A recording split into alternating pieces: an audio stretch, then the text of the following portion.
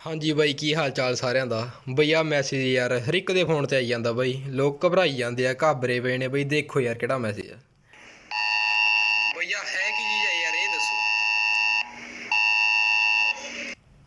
ਬਈ ਪੂਰਾ emergency alert ਆ ਬਈ ਇਹ ਮੈਸੇਜ ਕੀਤਾ ਜਾ ਰਿਹਾ ਹੈਗਾ ਬਈ NDMA ਦੁਆਰਾ ਟੈਸਟ ਜਿਹਦੇ ਵਿੱਚ ਬਈ ਡਿਜ਼ਾਸਟਰ ਮੈਨੇਜਮੈਂਟ ਅਥਾਰਟੀ ਆ ਗਈ ਨੈਸ਼ਨਲ ਲੈਵਲ ਦੀ ਉਹ ਚੈੱਕ ਕਰਦੀ ਆ ਵੀ ਕੱਲ੍ਹ ਨੂੰ ਕੋਈ ਯਾਰ ਜੇ ਡਿਜ਼ਾਸਟਰ ਆ ਜਾਂਦਾ ਕੋਈ ਜਾਂ ਕੋਈ ਮੁਸੀਬਤ ਆ ਜਾਂਦੀ ਹੈਗੀ ਵੀ ਅਸੀਂ ਇੱਕ ਬਟਨ ਦੱਬਣਾ ਤੇ ਸਾਰਿਆਂ ਕੋਲ ਅਜਿਹਾ ਮੈਸੇਜ ਵੀ ਦੁਬਾਰਾ ਤੋਂ ਆ ਸਕਦਾ ਜਿਹੜੀ ਅਥਾਰਟੀ ਆ ਇਹ ਚੈੱਕ ਕਰ ਰਹੀ ਹੈ ਠੀਕ ਹੈ ਜੀ।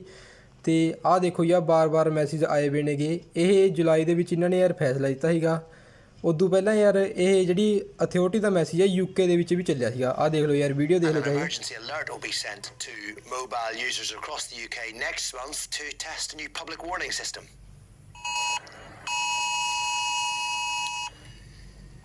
Yes, you'll be hearing this on the 23rd of April. That's ਦੇਖਿਆ ਬਈ ਇਹ ਹੈ ਜਿਹੜਾ ਮੈਸੇਜ ਹੈ ਯਾਰ ਇਹ UK ਦੇ ਵਿੱਚ ਵੀ ਟੈਸਟ ਕੀਤਾ ਜਾ ਚੁੱਕਿਆ ਹੈ ਯਾਰ ਇਹਦੇ ਵਿੱਚ ਦੇਖਦੀ ਹੈ ਸਰਕਾਰ ਵੀ ਯਾਰ ਕੱਲ੍ਹ ਨੂੰ ਕੋਈ ਯਾਰ ਮੁਸੀਬਤ ਆ ਜਾਂਦੀ ਹੈ ਤਾਂ ਇੱਕ ਬਟਨ ਦੱਬਣਾ ਅਸੀਂ ਤੇ ਸਾਰਿਆਂ ਨੂੰ ਅਲਰਟ ਕਰ ਦੇਣਾ ਆਹ ਦੇਖ ਲਓ ਜੀ ਆਹ ਮੈਸੇਜ ਪੜ੍ਹ ਸਕਦੇ ਹੋਗੇ ਪੰਜਾਬੀ 'ਚ ਵੀ ਆਈ ਜਾਂਦਾ ਇੱਥੇ ਵੀ ਆ ਹਾਲਾਤ ਦੇਖ ਆਹ ਸੁਣ ਲਓ ਆਪਣੀ ਮਾਸੀ ਨੂੰ Sunday afternoon. Well, if you've got your mobile phone with you, you'll hear a sound of a loud alarm and it will vibrate for around 10 seconds. But there's no need to panic.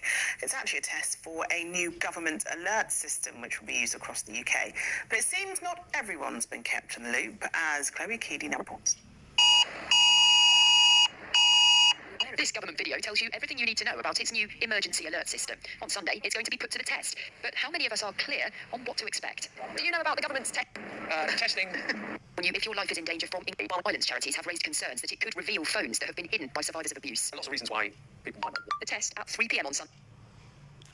ਠੀਕ ਆ ਬਈ ਇਹ ਜਿਹੜੇ ਹੈਗੇ ਨੇ emergency alert ਨੇ ਆਪਾਂ ਆਪਦੇ ਆਪ ਨੂੰ ਬਸ ਜਾਗਰੂਕ ਕਰਕੇ ਰੱਖਣਾ ਹੈਗਾ ਹੋਰ ਕੁਝ ਨਹੀਂ। ਤੇ ਯਾਰ ਇੱਕ ਗੱਲ ਹੋਰ ਅਖੀਰ ਤੇ ਕਹਿਣੀ ਵੀ ਮੈਂ ਆਪਦੀ ਜ਼ਿੰਮੇਵਾਰੀ ਸਮਝਦਾ ਵੀ ਯਾਰ ਤੁਸੀਂ ਆਪ ਦੇਖ ਲਿਓ ਵੀ ਕਿਤੇ ਐਮਰਜੈਂਸੀ ਅਲਰਟ ਵਾਲਾ ਆਪਦੇ ਯਾਰ ਫੋਨ ਦੀਆਂ ਸੈਟਿੰਗਾਂ ਦੇ ਵਿੱਚ ਜਾ ਕੇ ਐਂ ਦੇਖ ਲਿਓ ਵੀ ਔਫ ਤਾਂ ਨਹੀਂ ਕਿਤੇ ਵੀ ਜੇ ਯਾਰ ਔਨ ਹੈਗਾ ਤਾਂ ਠੀਕ ਹੈਗਾ ਜੇ ਯਾਰ ਔਫ ਹੈਗਾ ਬਸ ਉਹਨੂੰ ਔਨ ਰੱਖਿਓ ਕਿਤੇ ਕੱਲ੍ਹ ਨੂੰ ਕੋਈ ਮੁਸੀਬਤ ਨਾ ਆ ਜੇ।